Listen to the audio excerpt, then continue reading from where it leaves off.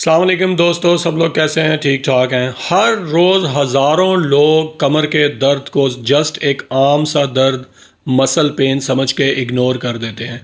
लेकिन क्या आपको मालूम है कि यही कमर का दर्द बाज़ औक़ात आपके जिस्म का एक इंतहाई ख़तरनाक सिग्नल होता है, जो किसी ख़तरनाक बीमारी का पेश ख़ैमा होता है, और कभी कभी इसको बिल्कुल भी इग्नोर नहीं करना चाहिए। यही आज का हमारा टॉपिक है और यही मैं आपको समझाने की कोशिश करूँगा।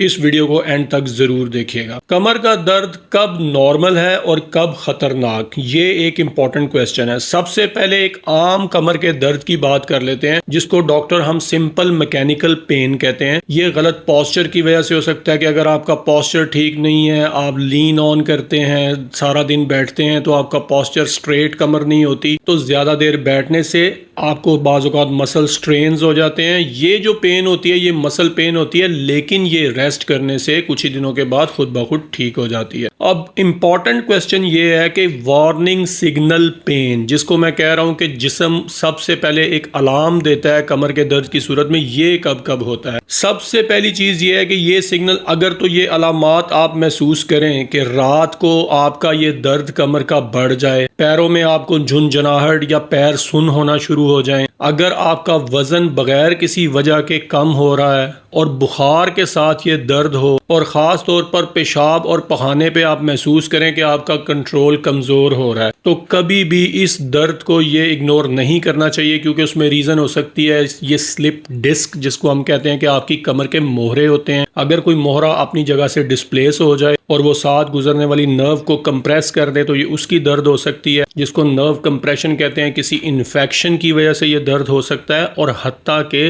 बाज़ औक़ात बड़े ख़तरनाक ट्यूमर्स जो होते हैं, उनका ये पहला साइन होता है कि जिस्म में कमर दर्द अपीयर होती है। अब डॉक्टर के पास आपका जाना उस वक़्त इंतहाई ज़रूरी हो जाता है अगर आपका ये दर्द 2 हफ्ते से ज़्यादा है, और ख़ास तौर पे अगर आपकी कमर से दर्द ये इनिशिएट होता है और नीचे टांग की तरफ जाता है, तो इसको हम डॉक्टर्स इशियाटिका कहते हैं। और ख़ास तौर पे इसके साथ अगर आपको कमज़ोरी फील हो, रिसेंटली अगर आपका कोई एक्सीडेंट हुआ और गिरने के बाद ये दर्द आया और जा नहीं रहा और मुसलसल इसमें इजाफा हो रहा है, और अगर आपकी एज 50+ है और ये नर्व पेन है, तो कभी भी इसको नज़रअंदाज नहीं करना चाहिए, क्योंकि इससे आपको परमानेंट डैमेज हो सकता है, जो कि इर्रिवर्सिबल होता है और आपको सारी ज़िंदगी फिर भुगतना पड़ता है। अब जब आम वजूहात की अगर हम बात करेंगे कमर का दर्द होता क्यों है, तो इसमें पाकिस्तान में या बड़े सगीर में ओवरऑल जो सबसे बड़ी रीज़न है वो विटामिन डी की कमी है। बहुत सारे लोगों में विटामिन डी की कमी होती है, वज़न की ज़्यादती होती है, वज़न उनका ज़्यादा होता है, सेडेंट्री लाइफस्टाइल है, सारा दिन बैठे रहते हैं,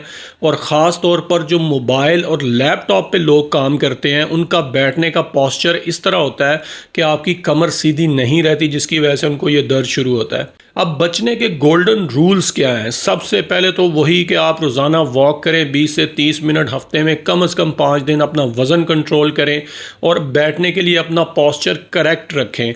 और अगर कभी आपको भारी वज़न उठाना पड़ जाता है, तो आपकी टेक्निक ठीक होनी चाहिए। आपको कोई इस तरह वज़न अपने ऊपर या नहीं डालना चाहिए कि कोई खुदा न खास्ता मोहरों के ऊपर वज़न ज़्यादा आ जाए या आपका कोई पट्ठा खिंच जाए।